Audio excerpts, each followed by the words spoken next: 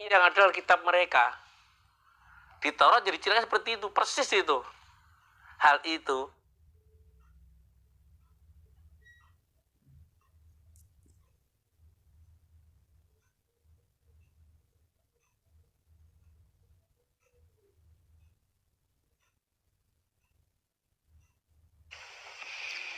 Bismillahirrahmanirrahim. Falamma an jaa al-bashiru alqahu ala wajhihi fartadda basira.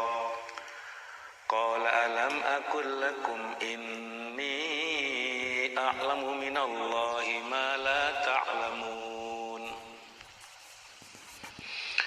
Qalu ya abana astaghfir lana dhunubana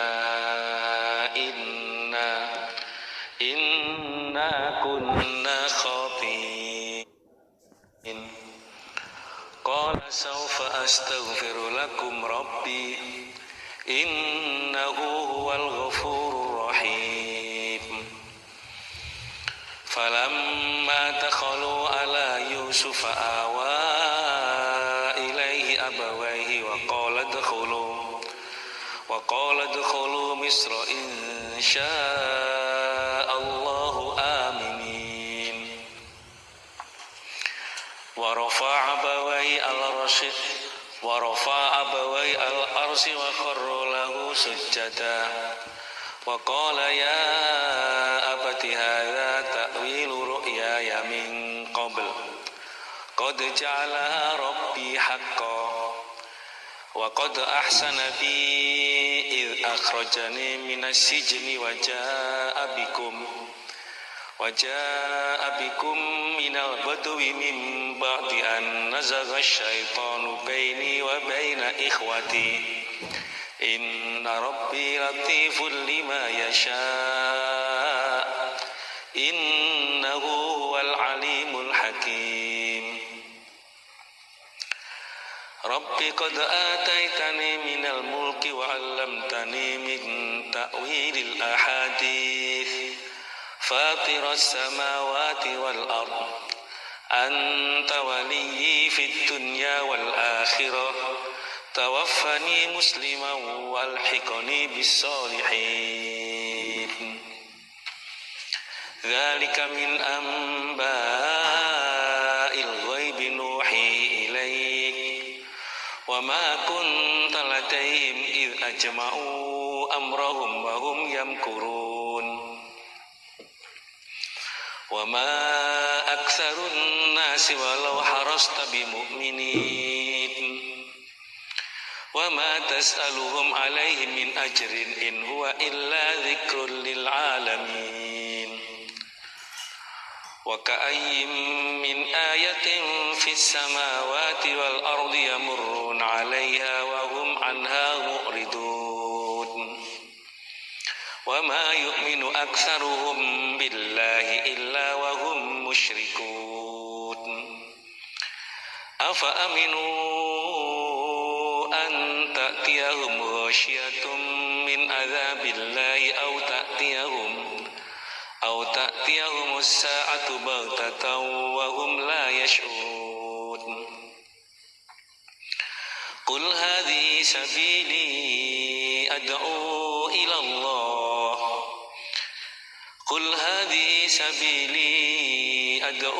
ila Allah ala basiratin ana wa man ittaba'ani wa subhanallahi wa ma ana minal musyrikin. Wa ma arsalna min qablika illa rijalan nuhi ilaihim min ahlil qura afalam yasiru fil ardi fayanzuru kaifa kana aqibatul ladzina min qablihim waladarul akhirati khairul lil ladzina taqaw afala ta'qilun.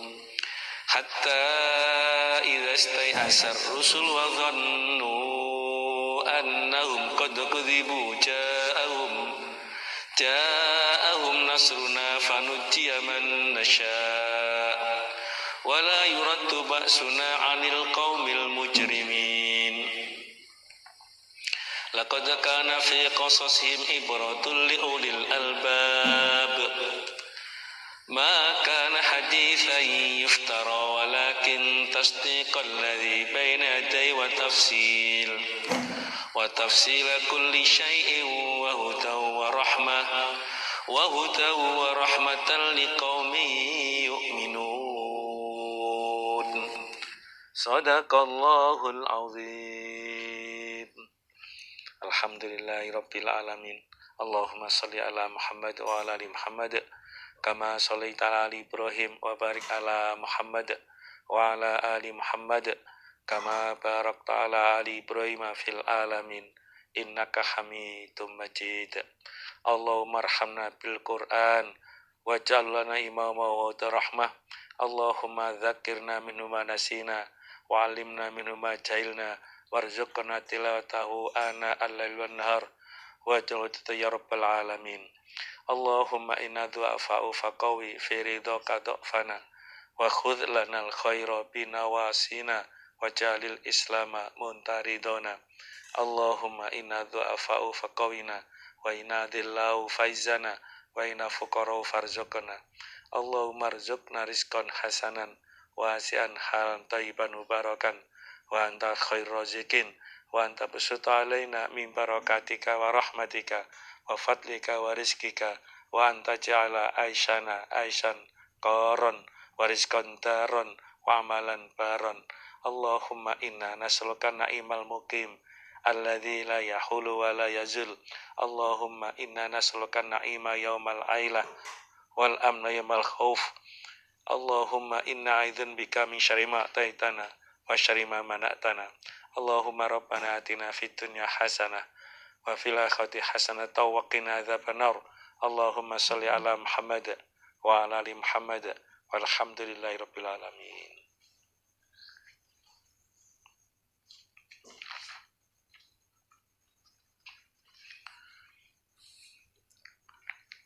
Sebelumnya diceritakan pertemuan antara Nabi Yusuf dengan saudara-saudaranya. Nabi Yusuf memperkenalkan dirinya bersama saudaranya yang bernama Bunyamin. Lalu Nabi Yusuf pesan kepada saudaranya agar membawa bajunya Yusuf, lalu dijatuhkan pada wajah bapaknya, maka akan bisa melihat kembali. Nah, ketika dalam perjalanan pulang dengan membawa baju itu, bapaknya Nabi Yusuf berkata, inilah jituriha Yusuf. Aku sekarang mencium baunya Yusuf. Kemudian saudara-saudaranya mengatakan, qalu tallahi innaka lafi dhalalikal qadim. Demi Allah, engkau bapak dalam sesat yang lama. Maksudnya ya rasa rindunya kambuh lagi dengan Yusuf. Falamma Bismillahirrahmanirrahim. Falamma anja'a, maka ketika anja'a bahwa datang, sopal basyiru, orang yang membawa kabar gembira. Ketika pembawa kabar gembira itu datang, maksudnya dari Mesir membawa baju tadi, entah berapa lama perjalanan itu, sampai rumah, alqahu maka menjatuhkan sopo Bashir hu pada baju ala wajhihi atas wajahnya bapak. Ini kan cerita ya, jadi tidak diterangkan apa yang dialami selama dalam perjalanan pulang dari Mesir ke ke rumah bapaknya. Ya, mungkin banyak hal yang dia jumpai nggak diceritakan. Singkat cerita, yang bawa baju itu sampai ke tempat bapaknya. Lalu bajunya dijatuhkan pada wajah bapaknya. Fartada, maka kembali sopo bapak, basiron, orang yang melihat. Keajaiban terjadi. Yang semula bapak udah matanya putih semuanya, gak bisa melihat, ya karena saking susahnya memikirkan Yusuf. Telah wajahnya ditempeli bajunya Yusuf itu, langsung bisa melihat kembali. Itu keajaiban luar biasa itu. Kola, berkata sopo bapak, alam akul, adakah belum berkata aku bapak, lakum pada kalian, bahwa ini sesungguhnya akunya bapak, a'lamu, mengetahui aku, minallahi, dari Allah, ma, pada apa-apa, la ta'lamun, yang tidak mengetahui kalian. Setelah keajaiban terjadi, yang semula Yakub atau bapaknya itu buta, bisa melihat kembali, melihat terangnya dunia, lalu berkata, bukankah aku telah berkata kepada kalian bahwa aku tahu dari Allah apa yang kalian tidak tahu. Memang beda. Itu dalam cerita, dalam riwayat itu, yang membawa bajunya itu adalah Yahuda. Yahuda ya termasuk yang dulu itu dia melemparkan atau membuang Yusuf ke dalam sumur. Imam As-Sudi itu mengatakan, jadi Yahuda membawa baju itu ya karena dia termasuk yang dulu membawa baju yang dilumuri darah dusta. Jadi setelah Yusuf dilemparkan ke sumur, baju dilepas, dilemparkan, terus baju dikasih darah hewan apa gitu, untuk meyakinkan bapaknya bahwa Yusuf itu diterkam oleh serigala. Yang bawa itu, yang menjelaskan adalah Yahuda. Lalu dia mau cari pulian. Baju yang Yusuf kasih itu ditempel di wajah bapaknya biar melihat itu sebagai pulian dia yang dulu dia dusta kepada bapaknya. Orang Jawa bilang golek pulian. Nah.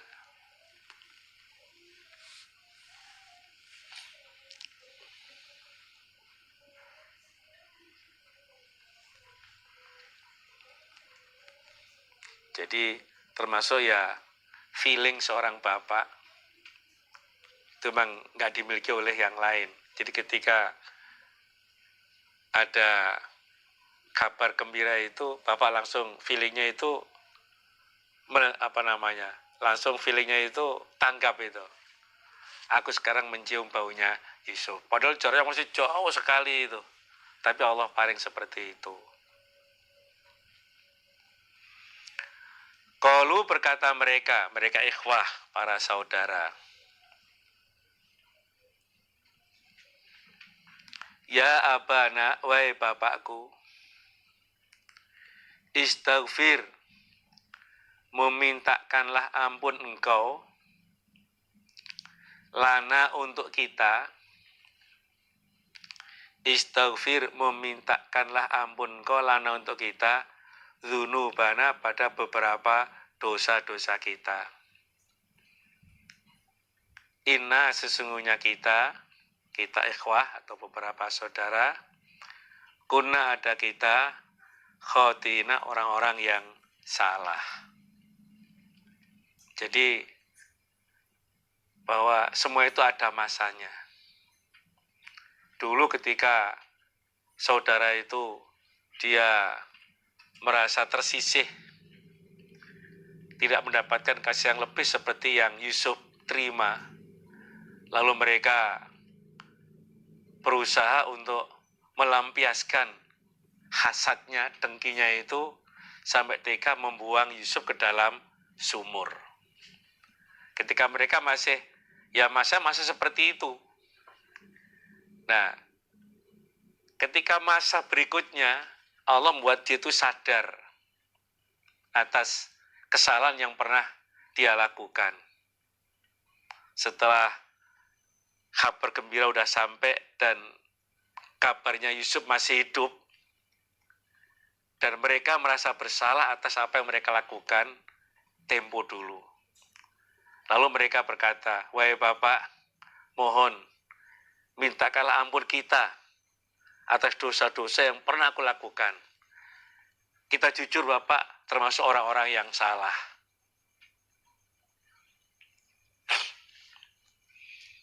Qala berkata Bapak,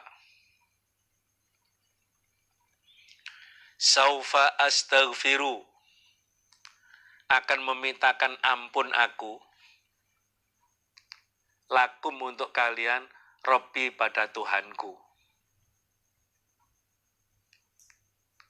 Innahu sesungguhnya Robbi, Allah, huwa Allah al-ghafur, zat yang maha pengampun, ar-rahim, zat yang maha penyayang." Bapak itu walaupun dikhianati oleh putra-putranya, nggak ada rasa dendam. Ketika putra-putra sudah menyatakan mereka bersalah dan mohon untuk dimintakan ampun, Bapak mengatakan, "Saufa astaghfiru lakum Rabbi." Aku akan memintakan ampun kepada Tuhanku untuk kalian semuanya. Karena Allah itu maha pengampun juga maha penyayang. Ini juga pelajaran untuk kita sebagai orang tua, terutama bahwa semua itu ada masanya.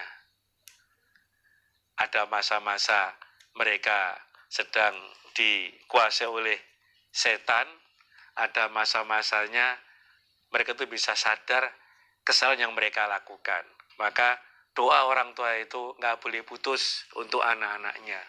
Kalau di kotor anaknya mungkin terbawa oleh pengaruh lingkungan sehingga sulit dikendalikan misalnya, terus berdoa memohon kepada Allah. Lapangan hatinya hanya kepada memohon untuk kebaikan putra-putrinya. Dan jangan sampai punya rasa dendam kepada putra-putrinya, walaupun bagaimana keadaannya. Seperti yang Nabi Yakub lakukan, dikhianati oleh anaknya, bahkan yang tercinta disingkirkan, itu nggak ada rasa dendam. Oke lah, aku akan minta ampun untuk kalian. Kalau dalam doa dijelaskan itu, ini menunggu pada malam Jumat, hatta ta'tiya Lailatul Jum'ah. Bapak mengatakan, akan aku minta ampun kepada Allah untuk kalian menunggu pada malam Jumat, pas waktu sahur. Dalam doa dijelaskan, jadi Umar itu datang ke masjid. Lalu dia mendengarkan ada orang berkata, "Allahumma ta'autani fa'ajabtu." Ya Allah, Engkau itu memanggil saya, aku mengabulkan. Wa amartani fa'ata'tu. Ya Allah, Engkau perintah kepada saya, aku taat. Wa hadza sahar faghfirli. Ya Allah, sekarang ini adalah waktu sahur, ampunilah dosa-dosa saya. Itu Umar dengar. Dicari dari mana datang suara ini. Ternyata itu dari rumahnya Abdullah bin Mas'ud. Lalu Umar bertanya, "Hei Abdullah, kenapa itu kamu lakukan? Berdoa seperti itu." Dia mengatakan, "Inna Yaquba akhorobani ilas sahar."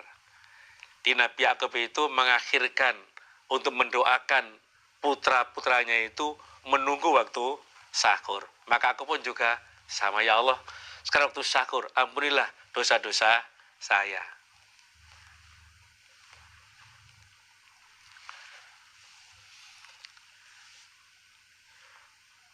Sudah malam Jumat, Nabi Yakub mendoakan putra putrinya, udah clear semuanya, udah. Jadi rasa cinta antara bapak dengan anak udah ketemu lagi. Akhirnya seperti pesan yang Yusuf sampaikan agar Nabi Yakub, istrinya, ibunya Yusuf maksudnya semua dengan saudara diboyong agar datang ke Mesir.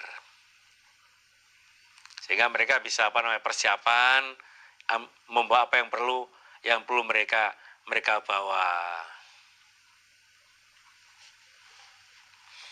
Falamma takhalu, maka ketika masuk mereka ala Yusuf, atas Yusuf. Loh, kok cepat? Ini cerita. Oh, dari Sam, tempat Nabi Yakub ke Mesir itu jauh sekali itu. Perjalanannya berhari-hari. Loh, kok langsung datang ini? Ini adalah cerita. Nah, kalau sekarang mungkin dalam perjalanan capek, istirahat dulu di rest area. Cari yang ada kopi point. Wah. Atau di mana lah. Akhirnya singkat cerita di sini mereka semua datang ke Mesir sampai ke tempatnya Yusuf. Falamma dakhalu, maka ketika masuk mereka ala Yusuf, atas Yusuf, maka menempatkan sapa Yusuf ilaihi, pada Yusuf, abawai, pada kedua orang tuanya Yusuf. Maksudnya bapak ibunya di Nabi Yakub dan ibunya Yusuf. Waqala, berkata sapa Yusuf, udkhulu, masuklah kalian, Misra, pada Mesir. Insya'a, jika menghendaki, sapa Allah, aminina, orang-orang yang aman. Ketika tentunya menempuh cara yang sangat jauh sekali. Ketika mereka sampai di Mesir, rasa rindu bercampur bahagia. Telah ketemu mungkin pelukan dulu Yusuf dengan bapaknya, dengan ibunya, dengan saudara-saudaranya itu. Yusuf menyambut kepada mereka semuanya. Lalu mereka semua dipersilakan untuk masuk ke Mesir. Insya Allah semua keadaan aman. Ini kalau kita ke Mesir ke Mesir itu pas di bandara itu kita keluar dari bandara, ada tulisan udkhulu Misra insya Allah aminin. Jadi ucapan selamat datangnya kalau kita datang ke Mesir sana.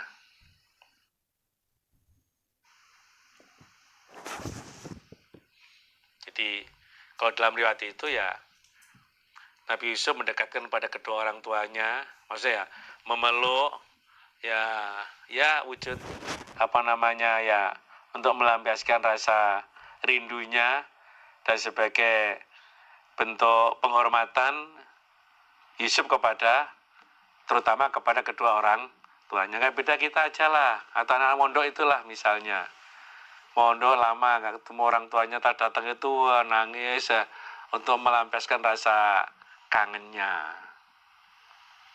Sama seperti Nabi Yusuf, apalagi ini bertahun-tahun ini baru ketemu itu. Warafa'a, dan mengangkat sapa Nabi Yusuf abawai, pada kedua orang tuanya Yusuf, alal arsi, atas aras, atas singgah sana. Wa kharu, dan jungkel itu. Jungkel itu menundukkan mereka. Lalu pada Yusuf sujadan, hale sujud. Ini sujud penghormatan ya. Ya kalau orang Jepang itu ya sambil menundukkan kepalanya sebagai wujud penghormatan itu. Nanti bapak ibunya ditaruh dipersilakan menempati aras itu, lalu semuanya itu sujud kepada Yusuf, sujud penghormatan. Nanti bukan sujud apa namanya untuk ya kayak menyembah, bukan. Memang di zaman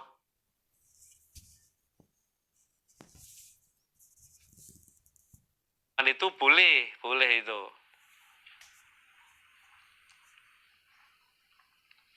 Jadi untuk ya bukan kok sujud sampai orang sholat, bukan ya, sujud penghormatan itu. Waqala dan berkata sapa Nabi Yusuf, ya abad wahai bapak, hadza ini takwilu ru'yaya, artinya impian saya, mingkopel dari sebelumnya.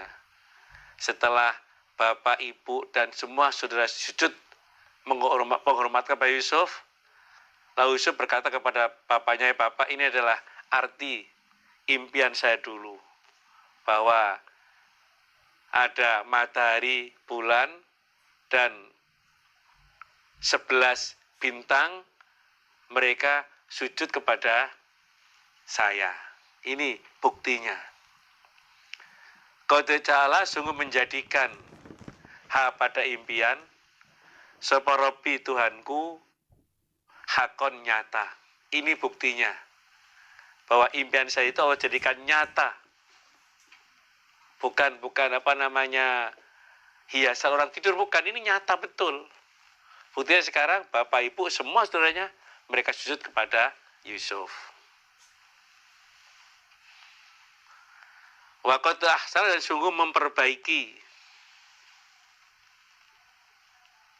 sapa Allah bi denganku,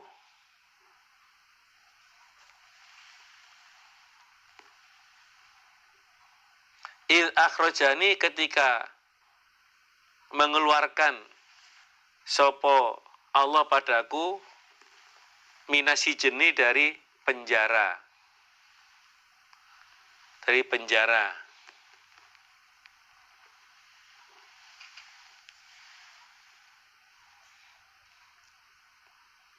Jadi Allah memperbaiki saya,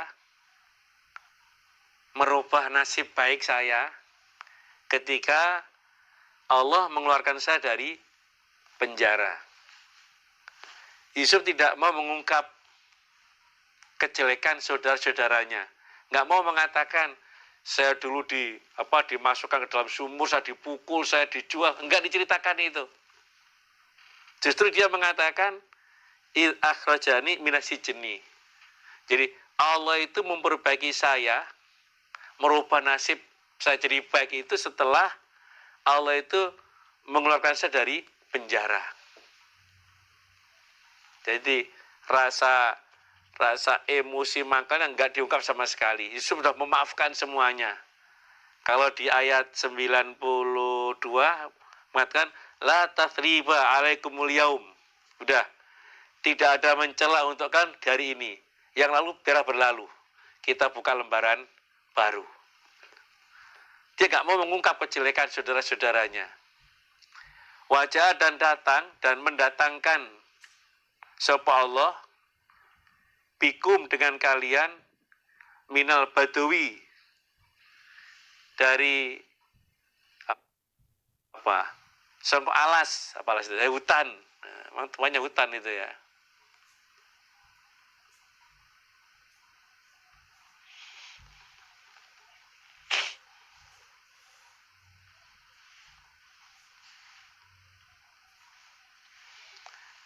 Lalu Allah itu mendatangkan kalian dari hutan, mimbadi, dari setelah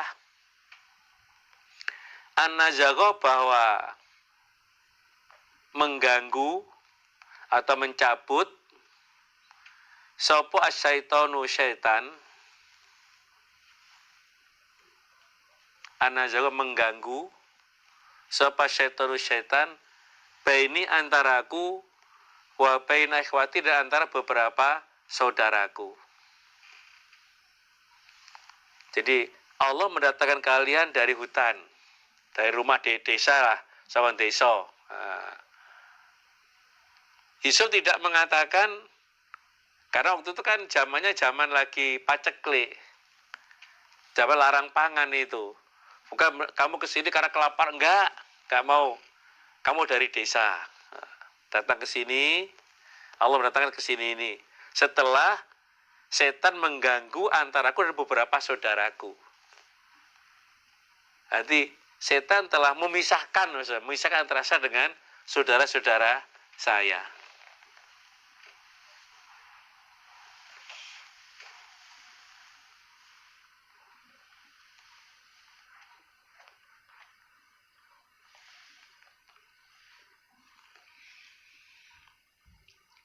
Padahal kalau diingat masa lalu ya berat sekali itu. Tapi itulah prosesnya. Allah mengangkat derajatnya Nabi Yusuf. Nah, lantaran apa yang sudah lakukan, Yusuf sampai ke Mesir itu. Makanya Yusuf itu tidak mengungkap masa lalu. Enggak, belas. Jadi dia mengatakan bahwa setan telah memisahkan antara saya dengan saudara-saudara saya. Inna Rabbi sesungguhnya Tuhanku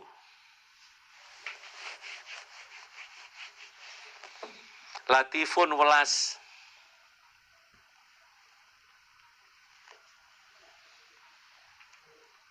lima pada apa-apa ya sya'u yang menghendaki sapa Allah. Allah itu punya sifat welas pada apa yang Allah kehendaki. Jadi terkadang bagi kita itu sesuatu yang berat. Padahal itu bentuk cintanya Allah kepada kita. Dan kita nggak tahu itu. Makanya kita nggak boleh suudzon kepada Allah, selalu husnudzon. Berprasangka baik semua yang kita alami, yang kita jalani.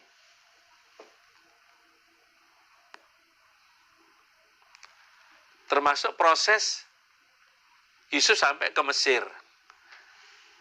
Jadi orang yang mulia. Itu kalau dilihat dari sepintas, wah Yusuf dianiaya, gini. Padahal itu proses Allah mengantar Yusuf sampai ke Mesir itu. Kalau nggak begitu ya nggak bisa. Makanya ada ayat jelaskan asa antakrahu syai'an fahuwa khairul lakum. Bisa jadi yang kamu nggak suka baik untuk kamu. Sebaliknya asa untuk kebusian fahuwa syarrul lakum. Sesuatu yang kamu suka justru jelek untuk kamu. Banyak cerita-cerita. Ya, awalnya sih jengkel betul itu. Ada seorang nenek duduk di bawah balkon. Tongkatnya jatuh. Minta tolong anak muda itu loh. Nggak mau nolong. Hatinya jengkel sekali itu. Gimana anak muda ini nggak kasihan sama orang tua ini. Dengan rasa jengkel, hati yang muangkel itu, dia beranjak dari tempat duduknya. Setelah dia pergi ambil tongkatnya, tahu-tahu balkonnya itu roboh. Baru nyadar, terima kasih anak muda, kamu telah menyelamatkan saya. Andai kan dia nyaman di situ, ya mesti mati karena kejatuhan balkon itu. Nah, tapi rasa bencinya itu justru itu bukti kasih sayangnya Allah kepada hambanya, termasuk kepada Nabi Yusuf ini. Allah itu welas apa yang Allah kehendaki. Innahu sesungguhnya Allah, huwa Allah al-alim zat yang mengetahui, al-hakim zat yang maha menghukumi. Allah itu maha mengetahui juga zat yang maha menghukum. Allah tahu semuanya. Sebagai sutradaranya, apa yang Allah buat itu seperti ini, nanti gini, Allah itu tahu. Nah, makanya kita sebagai pemerannya, ya kita nggak boleh berperasa itu hanyalah peran saja, peran yang Allah berikan untuk hambanya. Nah, kalau bisa menjalani perannya dengan baik. Nah, ketika orang main film misalnya, dia berperan baik, wah dapat nama, dapat gaji yang besar itu nanti. Nah, kita pun sekarang berperan di dunia, kita mencari semua itu sudah diatur oleh Allah. Allah Maha, Allah Maha menghukumi. Robbi wahai Tuhanku, Qad ataitani sungguh telah memberi engkau padaku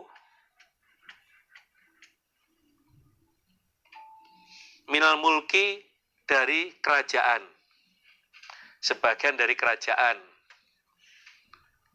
Wa alam tani dan mengajari engkau padaku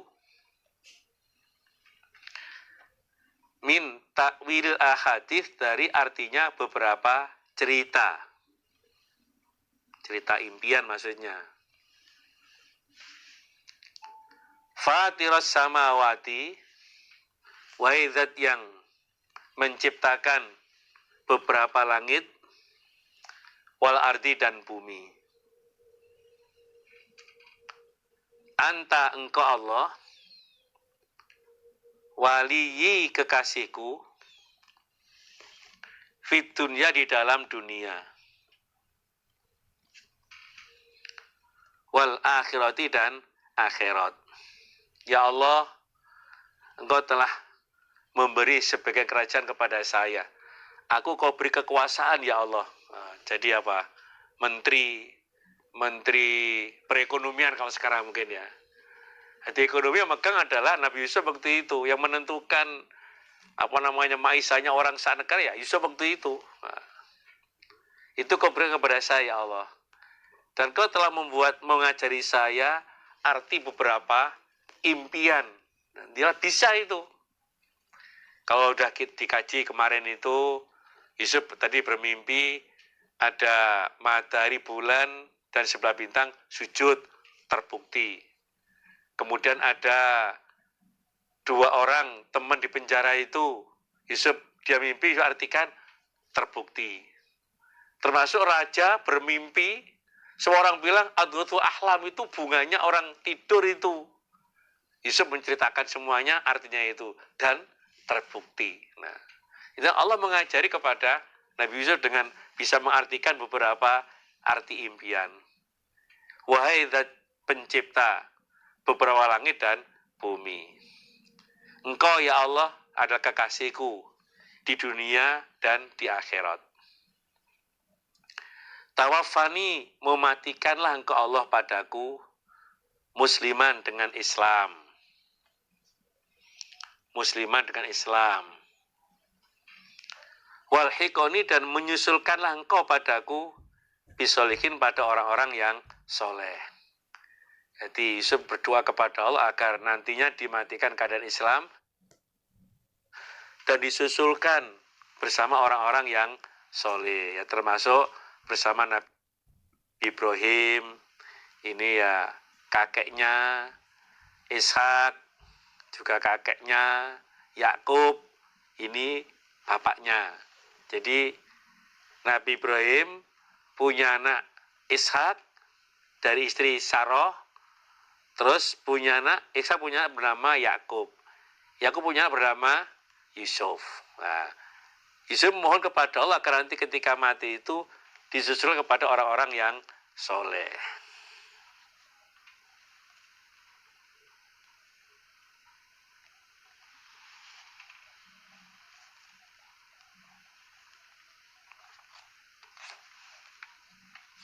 Nah, ini bukan doa untuk segera mati, bukan ini. Walam yakun hadza doa bistiqjal maut, bukan. Nah, ini harapan dia, doa dia ketika nanti meninggal dunia, keadaan Islam, lalu disusulkan, dibarengkan orang-orang yang soleh.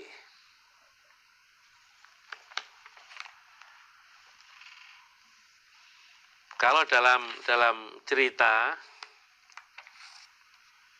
dalam riwayat ini, setelah doa ini kurang lebih 1 minggu, Yusuf meninggal dunia ketika berumur 120.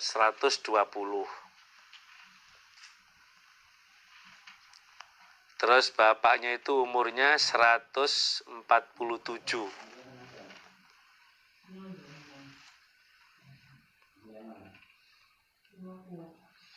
Jadi kita itu, para jamaah sekalian, banyak mengambil hikmah, ya, pelajaran tentang perjalanan Nabi Yusuf ini. Makanya di awal terangkan inilah cerita yang terbaik. Runtut ceritanya itu. Dan banyak hikmah di dalam cerita itu. Zalika, demikian itu cerita Yusuf. Iku min anba'il ghaibi, dari cerita gaib. Nuhihi, yang memberi wahyu aku Allah. Pada cerita. Ilaika, pada engkau Muhammad. Jadi cerita Yusuf runtut sampai selesai itu cerita gaib. Yang aku wahyukan kepada engkau Muhammad. Tak berikan kepada kamu, tak ceritakan. Wa ma kunta, dan tidak ada engkau Muhammad ladaim, di sisi mereka. Mereka Yusuf dengan, ya, saudara-saudaranya, dengan cerita Yusuf itu. Ajma'u, ketika sepakat mereka atau mengumpulkan mereka, amrahum, pada perkara mereka. Mereka saudara. Wahum, dan mereka saudara, yamkuruna, berupaya mereka. Ketika mereka bermusyawarah, mereka berupaya untuk menyingkirkan Yusuf, kamu nggak ada di situ Muhammad. Tapi bisa menceritakan secara runtut dan persis itu kejadiannya. Itu betul-betul wahyu yang Allah beri, yang aku berikan kepada engkau Muhammad.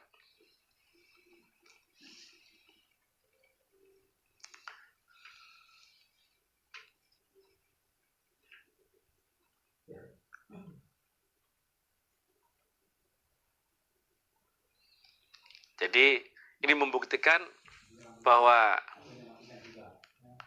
itu bukan hasil pemikirannya Muhammad, bukan. Kalau Muhammad zaman kejadian itu ada di situ, bisa cerita, wajar. Tapi jauh sekali jaraknya antara Nabi Yusuf dan Muhammad, jauh sekali.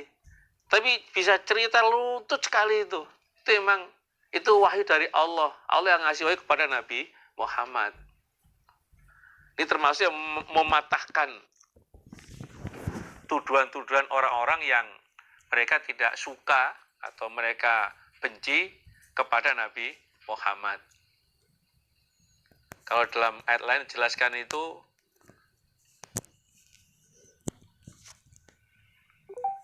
Muhammad punya guru, bisa menyampaikan itu karena punya guru, dibantah oleh Allah. Guru yang ditunduh Muhammad belajar di situ, itu bahasanya ajam. Quran ini bahasa Arab, nggak mungkin. Kalau Muhammad berguru, berarti sesuai dengan bahasa gurunya. Ini kan enggak. Nah, ini termasuk membantah tuduhan mereka. Nanti Quran betul-betul wahyu yang Allah berikan kepada Nabi Muhammad. Jadi Muhammad, kamu tidak ada di sisi mereka ketika mereka sepakat untuk berupaya menyingkirkan Nabi Yusuf. Kamu bisa cerita, itu wahyu dariku Allah. Banyak perbandingan ya. Itu loh, zaman orang-orang mereka berebut untuk meramut pada Maryam. Allah berfirman, wa ma kunta ladaihim idh yulquna aqlamahum ayyum yakfulu Maryam. Jadi pena jatuhkan di sungai, kalau berjalan melawan arus, dia yang berhak untuk meramut Maryam. Rata-rata telah jatuhkan, ikut arus semuanya. Nah, ada satu yang ikut, yang melawan arus itu yang berhak untuk meramut kepada Maryam. Nah, Waktu itu kamu nggak di situ Muhammad, tapi bisa cerita semuanya. Itu Allah yang paring. Seperti lagi zaman Nabi Musa. Wa ma kunta bijanibil ghorbi id qadaina ila Musa al-amra. Wa ma kunta minasyaitin. Waktu Musa dapat wahyu, kamu nggak ada di situ Muhammad. Nggak di situ, tapi bisa cerita semuanya. Mang Allah yang paring. Wa ma kunta bijanibil tur id nadaina walakin rahmatan mir rabbik. Jadi banyak cerita itu di hati ini, di Al-Quran ini yang secara logika tidak masuk. Wong Muhammad nggak di situ, tapi ternyata bisa menceritakan semuanya dengan runtut. Ini menunjukkan bahwa Mang Muhammad dipilih oleh Allah untuk jadi Rasulnya, untuk menyampaikan risalah Allah kepada umat manusia untuk seluruh jagat raya. Alhamdulillah, jazakumullah khairah. Semoga Allah paring manfaat dan barokah. Istirahat dulu yang mau ke jeding, mau ya untuk biar nggak ngantuk, istirahat dulu. Alhamdulillah, jazakumullah khairah. Assalamualaikum warahmatullahi wabarakatuh.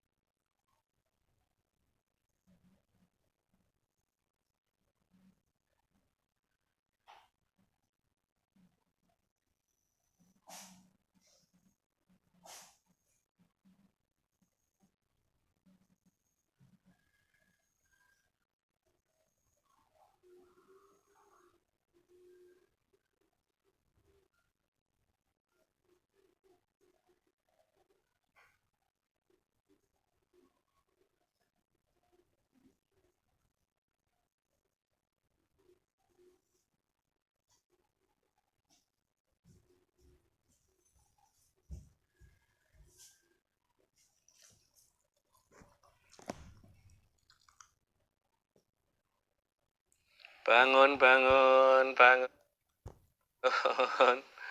Monggo, kita mulai lagi. Assalamualaikum warahmatullahi wabarakatuh. Sudah siap? Bismillahirrahmanirrahim. Kita lanjut ayat 103. Wa ma aktsarun nasi, dan tidak ada kebanyakan manusia, umumnya manusia, walau harasta, walaupun ingin engkau Muhammad, bimukminin, orang-orang yang beriman. Jadi umumnya manusia itu mereka tidak beriman, walaupun kamu pengen Muhammad. Ini saking rasa cinta Muhammad kepada orang Quraisy di zaman itu. Berbagai cara Nabi Muhammad lakukan untuk menyadarkan mereka semuanya. Itu kalau dalam ceritanya, dalam riwayat itu dijelaskan.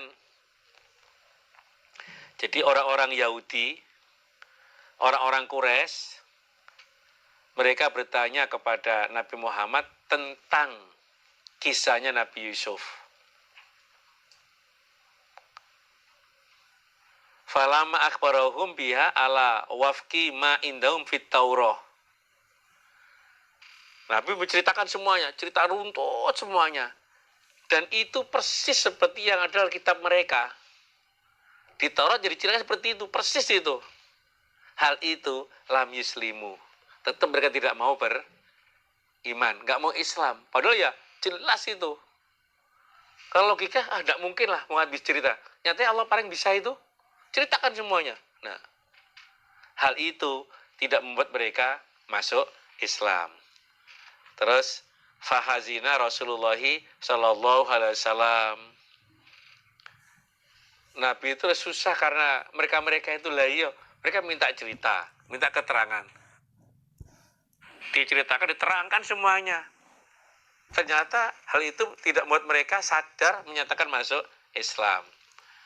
Maka terus Nabi diberitahu, innahum la yu'minuna walau harasta ala imanihim.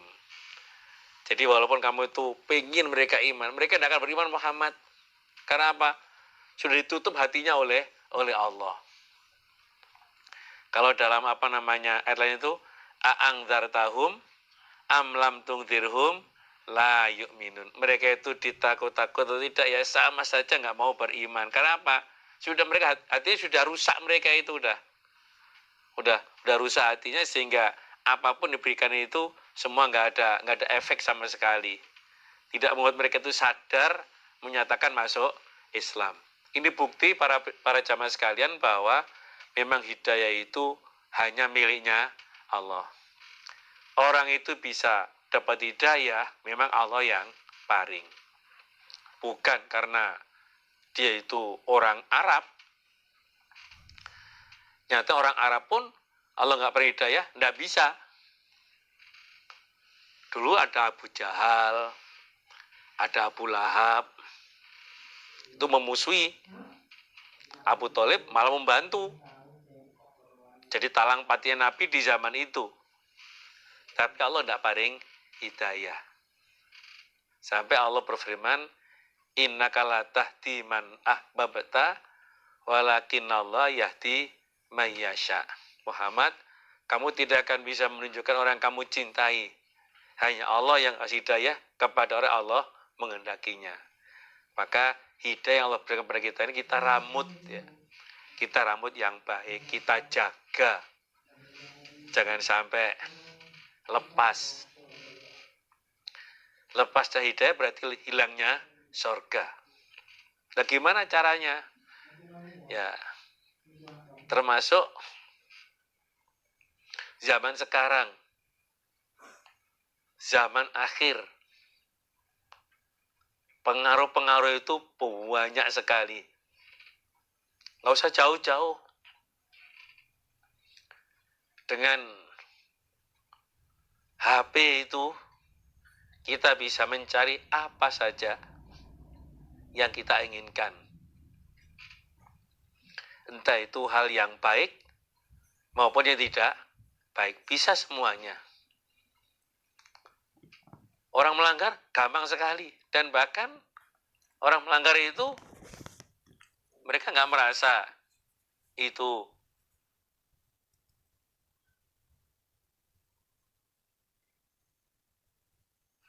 bahaya akibatnya, malah merasa bangga itu. Nah, makanya kita perlu benteng yang kuat sekali. Seperti yang Nabi sampaikan, faqihun wahidun asyadu ala syaiton min alfi abid. Satu orang yang paham itu bagi setan menggodanya lebih berat daripada 1000 orang ahli ibadah tapi tidak paham. Makanya benteng yang paling kuat itu adalah kefahaman. Nah, kita ngaji betul, kita konsentrasi, kita pahami betul sampai membuahkan kefahaman. Jangan hanya sekedar kejar target, lap. Ya katam semuanya. Tapi tidak membuahkan kefahaman. Sehingga antara yang dia ucapkan, yang dia lakukan, tidak sesuai dengan apa yang dikajinya.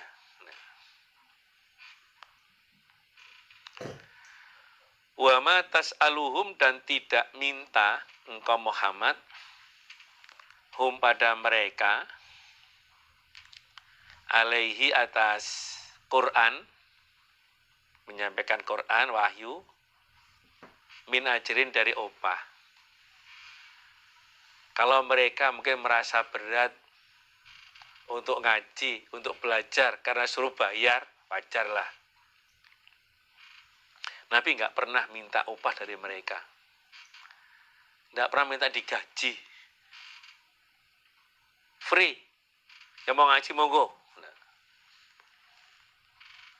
In huwa, tidak ada huwa Al-Quran illa kecuali zikrun, peringatan, lil alamin, bagi alam semesta. Maksudnya orang-orang yang ada di alam semesta ini.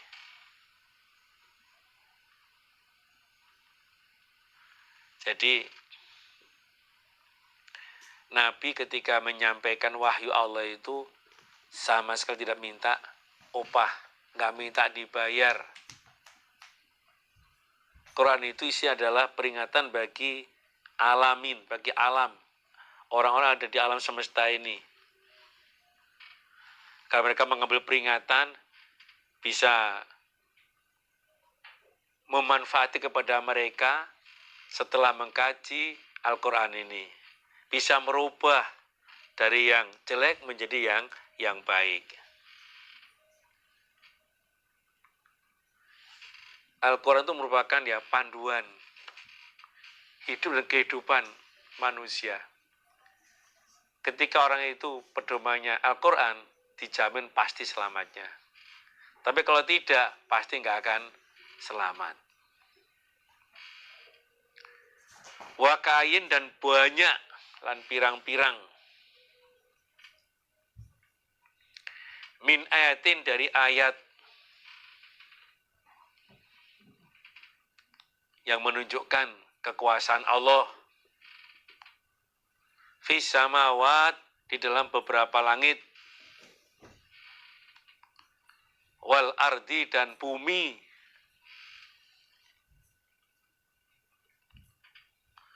yamurruna, lewat mereka,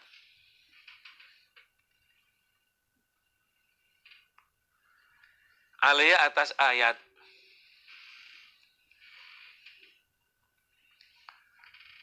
wahum, dan mereka,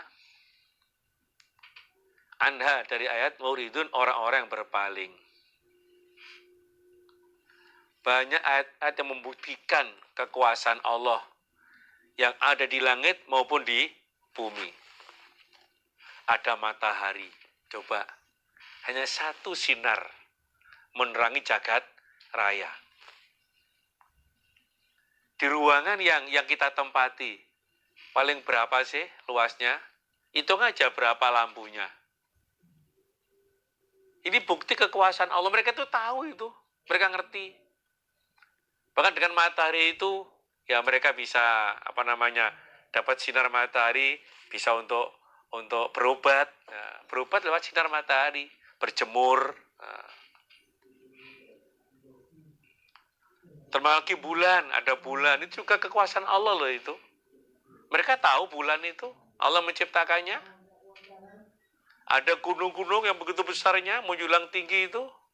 Ada pohon-pohon itu bukti kekuasaan Allah, itu ayat bahwa itu ada. Mereka tahu, mereka lewat, ngerti semuanya. Tapi nyatanya, Anda murid mereka berpaling dari ayat tersebut. Mereka tidak mau beriman.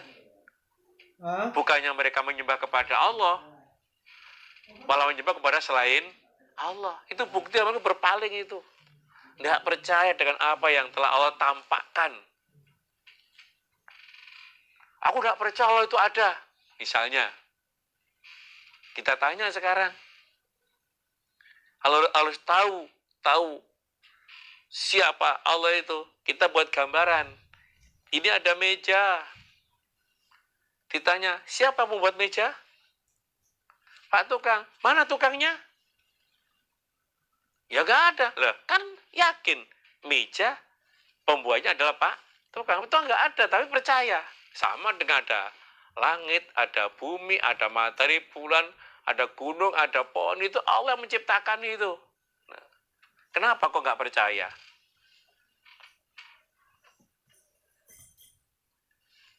Bunga-bunga, satu pohon itu loh, beda-beda warnanya. Ada yang kuning, ada yang hijau, ada yang merah. Siapa yang ngecat itu? Itu bukti kekuasaan Allah. Mereka tahu itu. Itu kuasa Allah, tapi nyatanya mereka hal kita jangan seperti mereka. Kita meyakini bahwa semua itu adalah kuasanya Allah. Termasuk langit yang begitu luasnya itu tanpa ada tiang. Bighairi amatin tarawnaha. Tanpa tiang yang kalian lihat itu.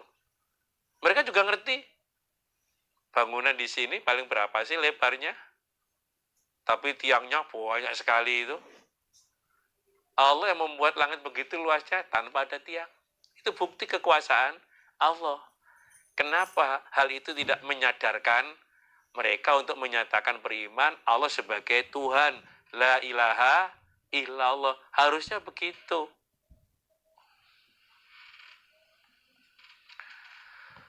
Wa ma yu'minu, dan tidak iman sapa aktsaruhum, kebanyakan mereka atau umumnya mereka, illa kecuali bilai pada Allah. Tulang. Wa ma yu'minu, dan tidak beriman sapa aktsaruhum, kebanyakan mereka, bilai pada Allah. Illa kecuali wahum, dan mereka musyrikun, orang-orang yang menyekutukan.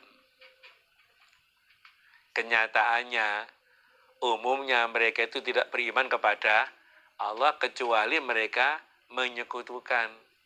Allah disamakan dengan yang lain, dengan berhala dengan patung-patung, disamakan begitu. Oh jauh.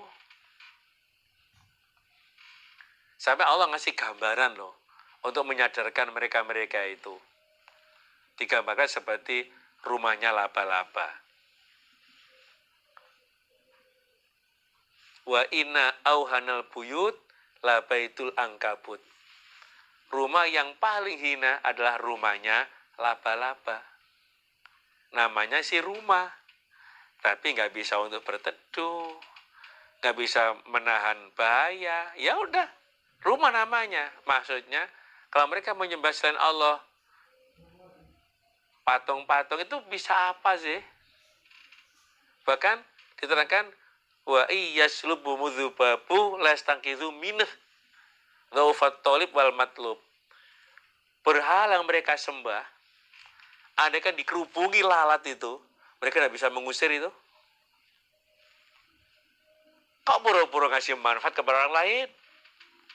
Tidak mungkin itu.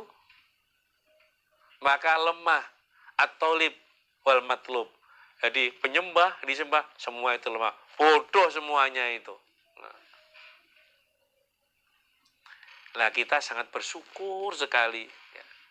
Allah membuka hati kita, yashrah sadrahu lil Islam. dibuka hatinya nerima pada agama Islam, pedomannya Al-Quran, Al-Hadis berbentuk jamaah. Ini peparing yang sangat-sangat mahal sekali.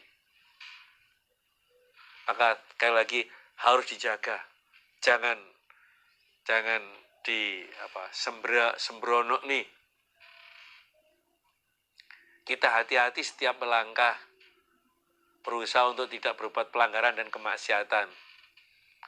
Nanti terkena dalil falama zagu azaghallahu qulubahum. Kalau dia udah nyimpang, Allah simpangkan hati mereka, udah kita tidak mampu untuk menggandoli, nggak mampu. Afa aminu, adakah merasa aman mereka?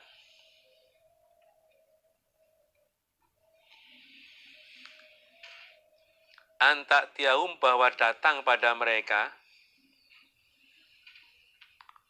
apa ghasyatun, yang menutupi,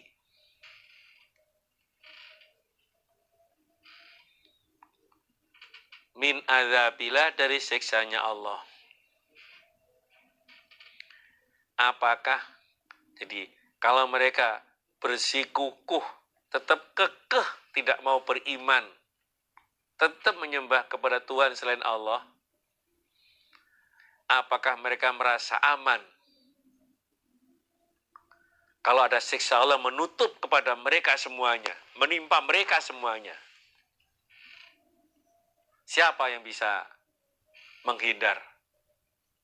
Walaupun alatnya canggih, senjatanya canggih semuanya, Allah nggak siksa, nggak akan bisa menolaknya.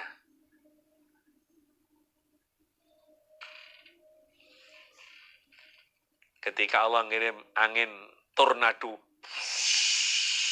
siapa yang bisa mencegah ini? Nggak bisa.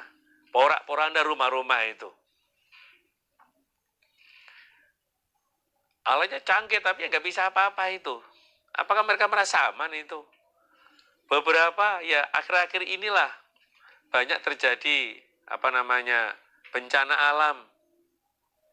Tanah kayak adukan roti itu, gembur itu, sampai gerak-gerak begitu itu. Coba siapa yang bisa menghindar itu, bisa lari? Nggak akan bisa.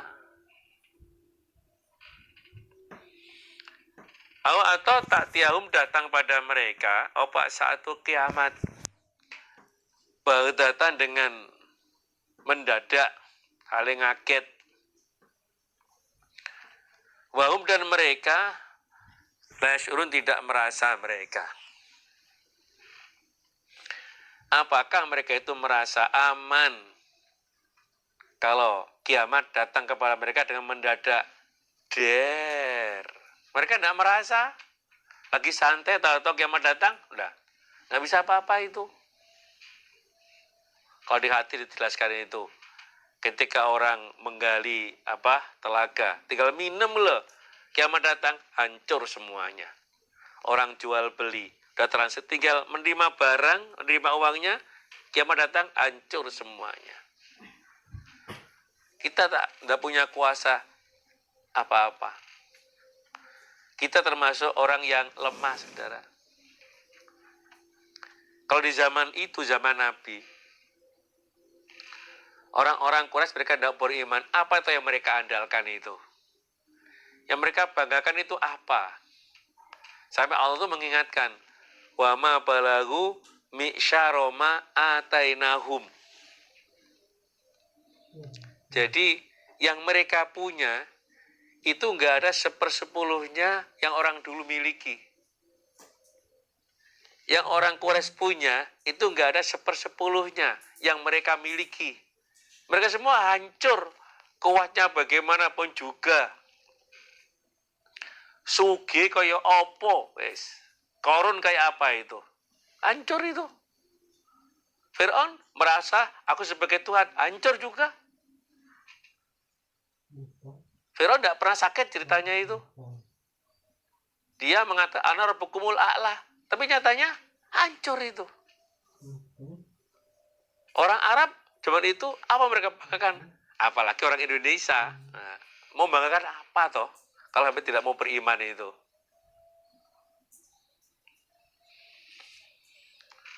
Kul, berkatalah engkau Muhammad. Jadi gini, jadi kalau orang tidak beriman, mereka layak untuk mendapatkan siksa itu. Layak memang, karena nggak mau beriman. Maka diingatkan, fal yatubu ilallah wa yatruku ma yakunu sababan fi iqabihim. Jadi berhentilah, tinggalkan sebab-sebab yang menjadikan mereka terkena sehingga segera bertobat dengan taubatan nasuha. Ketika orang berbuat salah tidak langsung disiksa, bukan berarti Allah itu lupa. Tapi mereka masih dikasih kesempatan. Barangkali mau bertobat dengan taubatan nasuha. Qul, berkatalah engkau Muhammad, hadhihi ini iku sabili jalanku.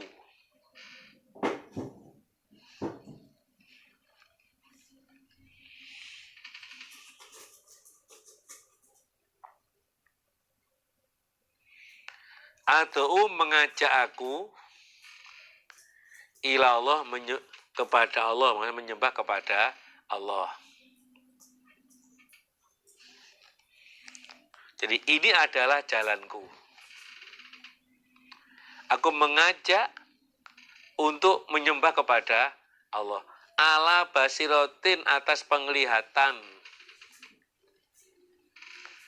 Anak aku, Nabi, waman, dan orang, ittabi'ani, yang mengikuti siapa orang padaku. Ini adalah jalanku. Aku dan para pengikutku mengajak menyembah kepada Allah ala basiroh, atas penglihatan, jelas semuanya. Dan bahkan diterangkan itu, lailuha kanahariha, malamnya kayak siangnya. Udah, hujannya jelas sekali itu. Nggak ada tipu-tipu. Nggak ada menjerumuskan. Nggak ada buat kalah-kalahan. Kenapa? Semua pakai basiroh. Ketika mubaliknya mengaji, bawa kitab. Jamaah juga bawa kitab. Sama-sama tahu. Kecil bapak saja, sama-sama ngerti. Bapak pembelaan. Ayatnya jelas. Jamaah juga bawa kitabnya sama. Kalau dikatakan sesat menyesatkan, ya kita kaji Quran hadis. Mau Nabi aja mengatakan, taraktu fikum amra ini antadillu matamassaktum bihima. Kita bila sunatin Nabi. Kita kaji Quran hadis itu. Jadi sampaikan Muhammad, ini adalah jalanku, inilah keyakinanku.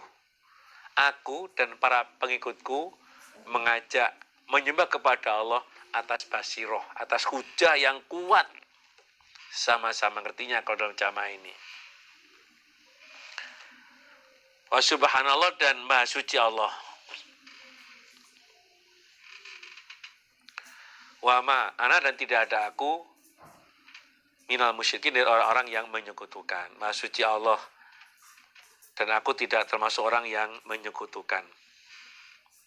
Kalau mereka menuduh Allah itu punya anak, Allah itu punya istri, wah, aku tidak termasuk itu. Kalau Allah dituduh punya anak, punya istri, lah kan panjang jadi nanti. Anaknya itu nanti siapa, cinta dengan siapa, mantune sopo, besane soal doa malian.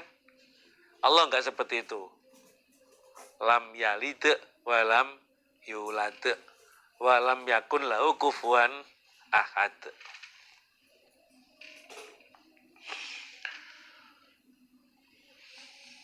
Jadi para jamaah sekalian, kita jangan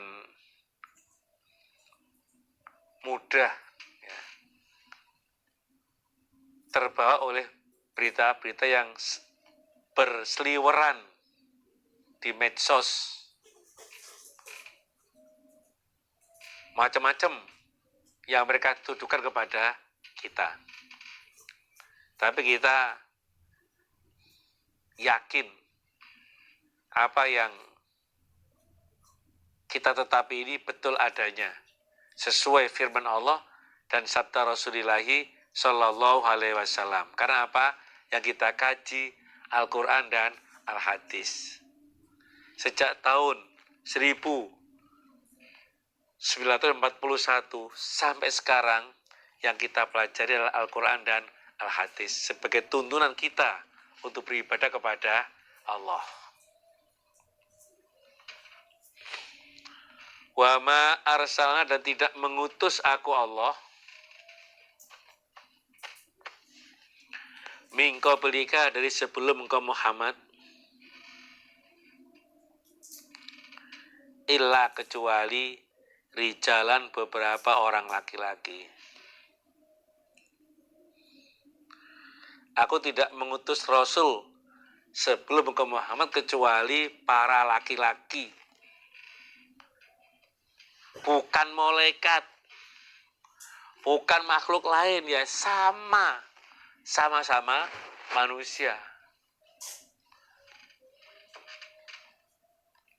Nuhi, memberi wahyu aku Allah, ilahi, pada mereka, rijalan min ahlil qura, dari ahli desa.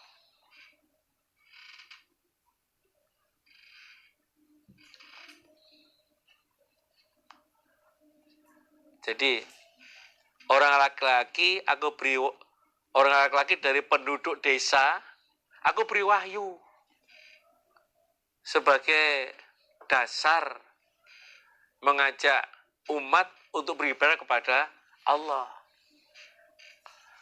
Ahli qura, bukan ahli badiah ya. Kalau badiah itu orang hutan, orang primitif, badiah itu. Ya, qura itu orang desa, itu orang-orang berpikir. Kalau saya guys, para intelektual itulah, nah, para pemikir itu. Nah,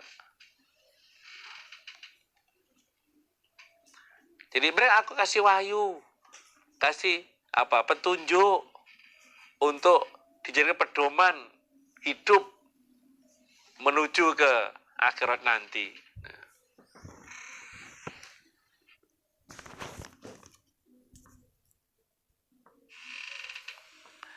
Memang orang itu kalau tidak suka, saudara, itu ada saja alasannya. Alasan untuk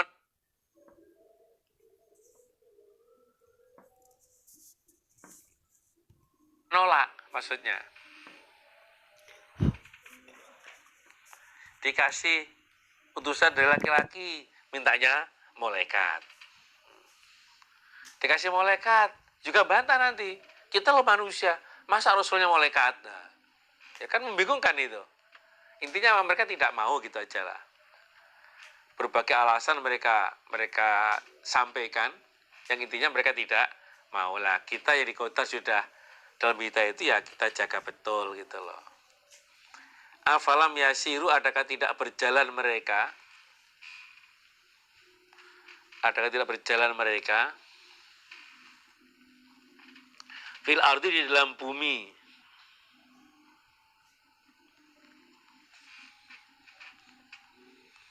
Fayangzuru, lalu melihat mereka, maka melihat mereka, kaifa, bagaimana, kana, ada, opo akibatul ladina, akibatnya orang-orang, min qablihim, dari sebelum mereka.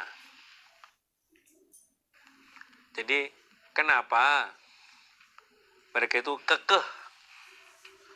Apa kekeh itu? Kekeh itu tetap pada pendiriannya, nggak mau berubah, tetap menyembah Tuhan selain Allah. Allah mengingatkan, apakah mereka tidak berjalan-jalan di permukaan bumi sambil berpikir bagaimana akibatnya orang-orang dulu yang tidak mau beriman, mau mengandalkan kekuatan.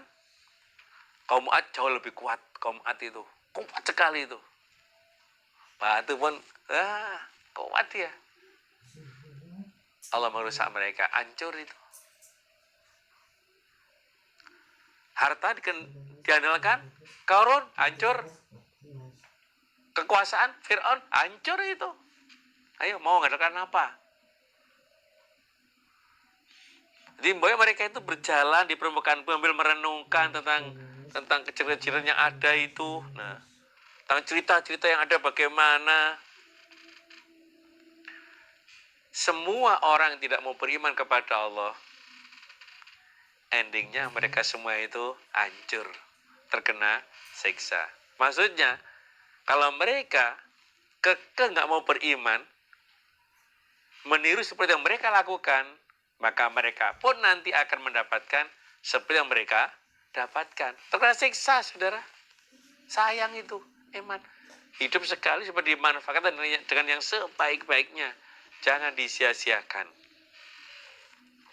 Karena apa? Hidup itu baru permulaan. Baru permulaan. Finishnya nanti di hadapan Allah. Nabi mengatakan, La aisha illa aisyul akhirah. Tidak ada kehidupan yang sebenarnya kecuali nanti di akhirat sana. Lalu untuk menuju ke sana itu banyak hal yang kita alami. Kalau bisa sabar, jos, hebat itu. Tapi kalau tidak bisa sabar, akhirnya keluar dari jamaah, dari keimanan, merugikan pada dirinya sendiri. Waladarul akhirati, dan desa akhirat, khairun lebih baik. Lilladina, untuk orang-orang ittaqau yang takwa mereka. Desa akhir, tapi desa akhirat jauh lebih baik untuk orang-orang yang takwa. Apa itu? Surga. Orang takwa itu definisinya adalah fimtithali awamirihi wajtinabi nawahihi. Itu takwa. Jadi mengikuti semua perintahnya, menjauhi semua larangannya. Itu takwa. Jadi ketahuilah bahwa desa akhirat, surga maksudnya, itu jauh lebih baik untuk orang-orang yang takwa. Dalam praktek ibadahnya, ya disesuaikan dengan Al-Quran dan Al-Hadis. Kita dari zaman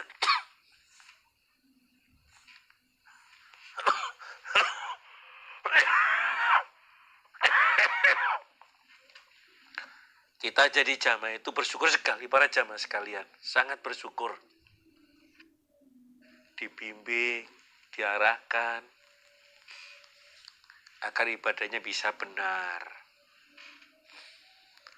Berbagai cara, termasuk dibuatkan beberapa himpunan-himpunan agar orang-orang jamaah itu praktek ibadahnya sesuai dengan Al-Quran dan Al-Hadis. Orang kalau pengen sholatnya benar, baik, ya dibuatkan kitabus sholat. Pengen meningkat sholatnya, buatkan kitabus sholatin nawafil.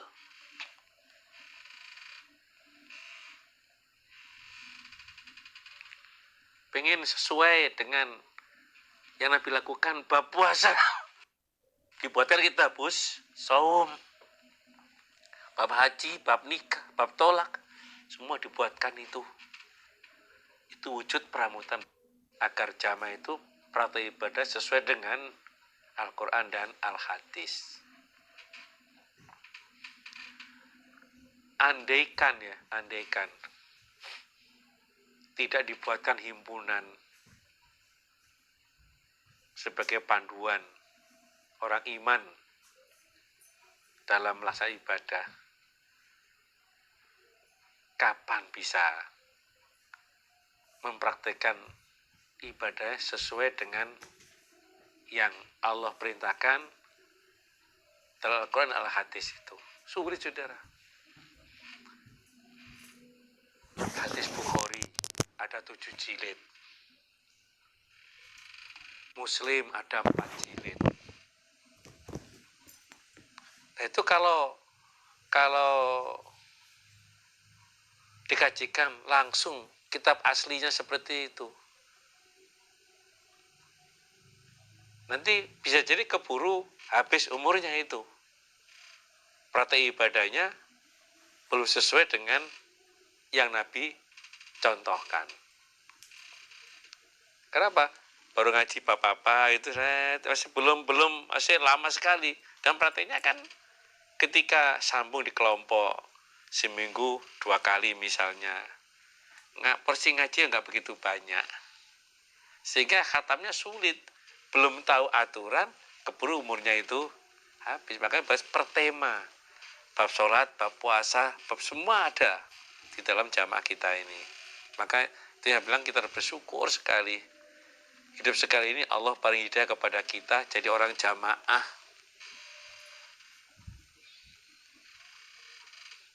Afala takilun. Ada yang tidak berangan-angan kalian? Maksudnya mikir gitu loh. Mikir itu loh. Suruh jalan-jalan di permukaan bumi. Itu untuk menyentuh hati mereka. Biar sadar bahwa orang itu kewajiban untuk beribadah. Jadi waladarul akhirat itu dan desa akhirat, surga maksudnya khair lebih baik lilladina untuk orang-orang ittaqu yang takwa mereka. Afala takilun. Nah, kita selalu berpikir loh, pikir itu. Memikirkan tentang diri kita itu sudah pas belum?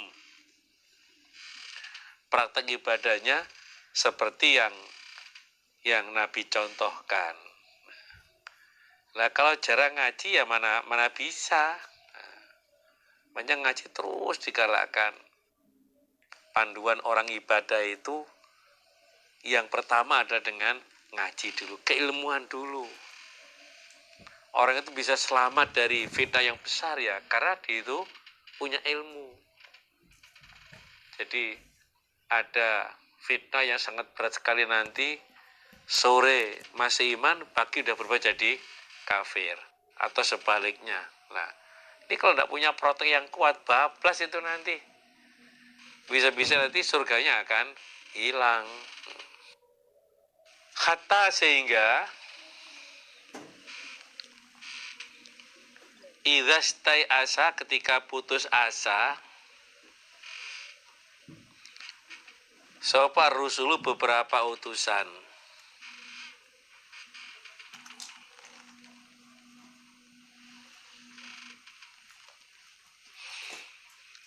Wadhonu dan menyangka mereka, ini ada dua keterangan ya. Kita pakai dhonu, menyangka mereka orang-orang iman.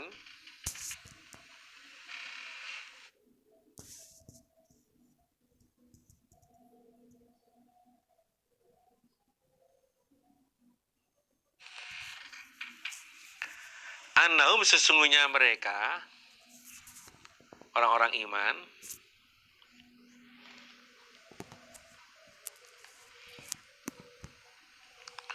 qad kudzibu, sungguh didustai mereka orang-orang iman.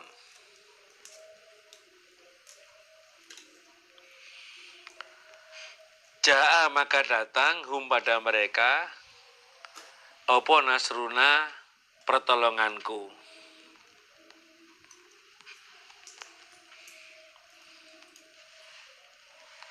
Fanujia maka diselamatkan sapa man wong nasyau yang menghendaki aku Allah.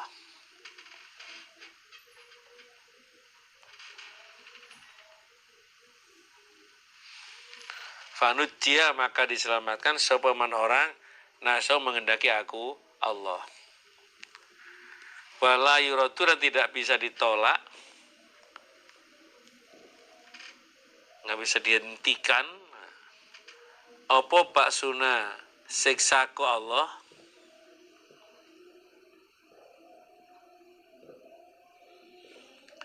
anil kaumil mujrimin, dari kaum yang berdosa, dari kaum al-mujrim yang berdosa, kang dosa-dosa kabeh.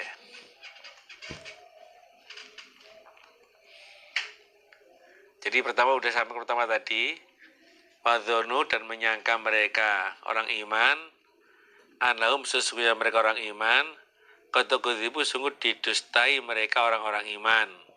Maksudnya didustai oleh rasulnya, diapusi karo rasulnya. Maka datanglah pertolonganku. Fanujiyaman nasya, orang diselamatkanlah orang yang aku kehendaki.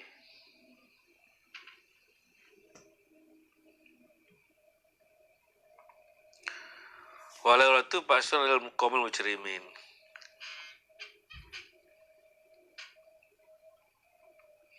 Jadi ketika para rasul putus asa dan orang-orang iman itu merasa dibohongi oleh rasulnya. Gimana? Nasihatnya, pemantapannya, wah mantap sekali itu. Kita harus sabar. Allah pasti nulung. Tapi mana pertolongannya belum juga datang itu. Ditunggu-tunggu belum juga datang itu. Maka fanujia manasya. Setelah mereka udah bingung, maka datanglah pertolonganku, maka diselamatkan orang aku kehendaki.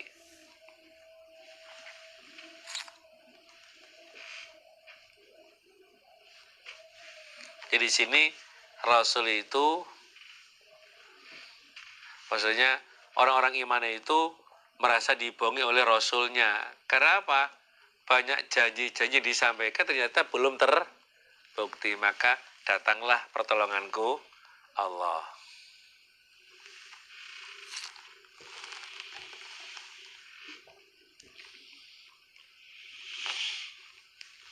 Yang kedua keterangannya,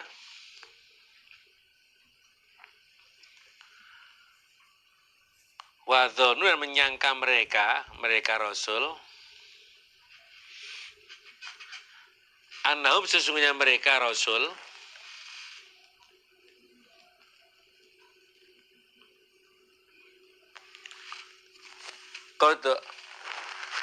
kudzibu, ini yang kedua ya, kudzibu sungguh didustakan mereka,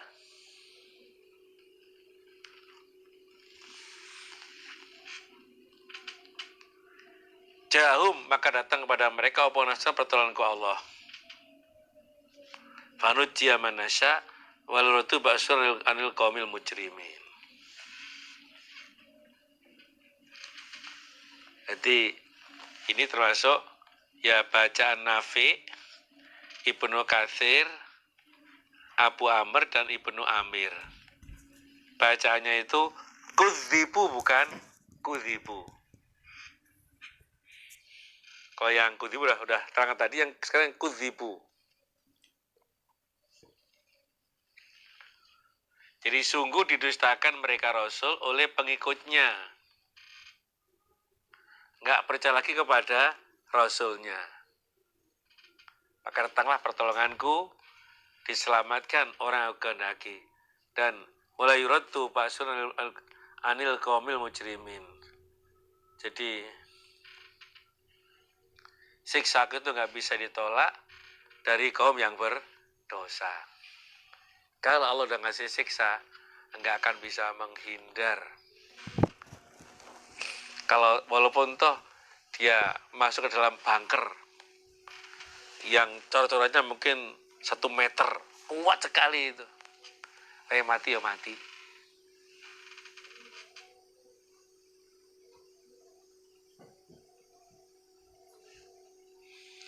Jadi walau itu bahasa al-kamil mujrimin. Jadi siksaku itu nggak akan bisa ditolak dari kaum yang berdosa. Guys, sak piro kuwati, sak piro hebate nggak akan bisa menolak siksanya Allah.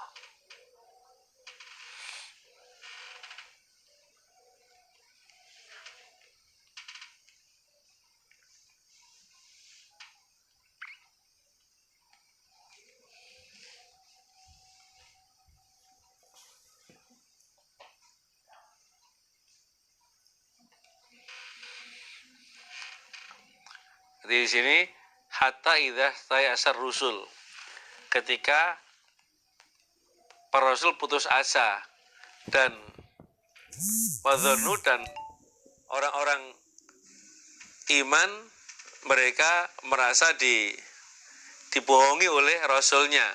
Karena apa? Udah lama sekali belum juga datang pertolongan. Maka ketika itulah turunlah pertolongan saya.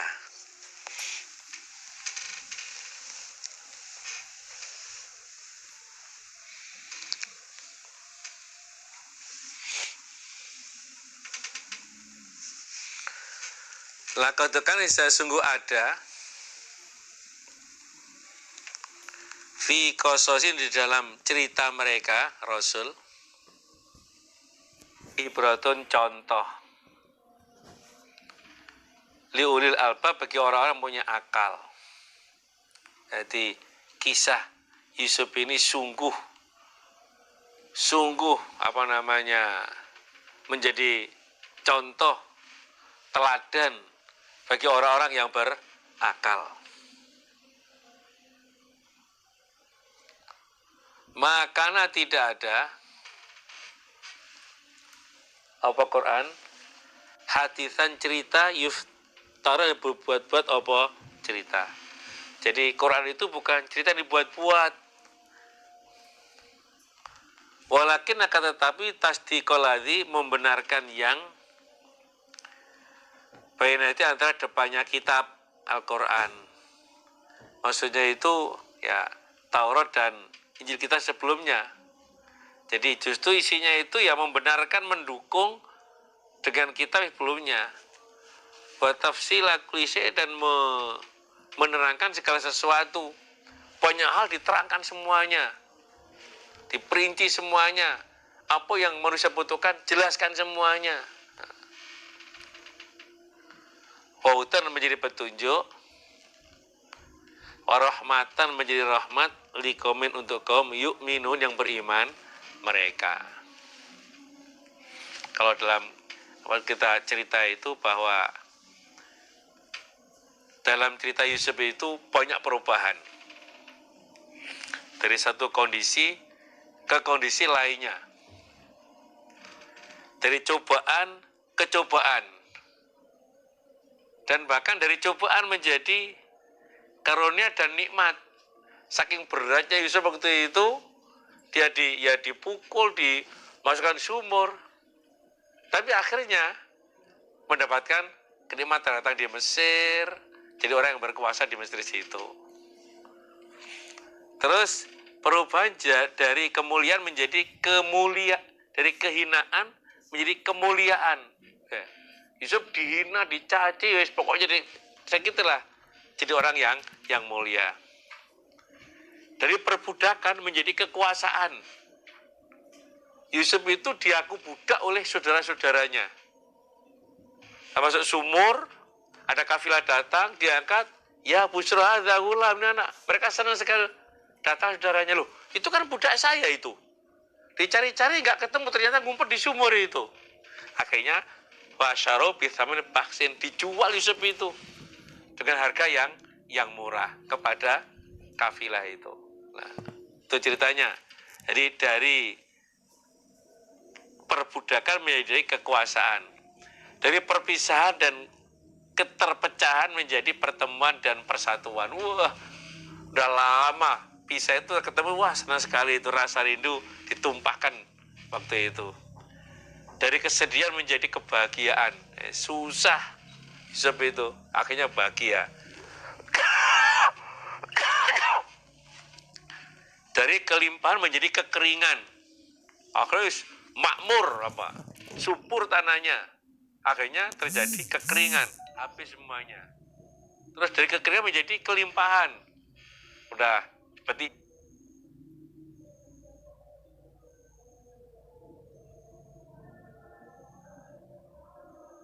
impian Yusuf itu, impian yang raja alami itu, dan diatur oleh Yusuf itu.